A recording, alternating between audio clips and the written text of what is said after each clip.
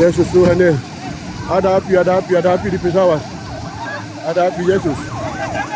Yesus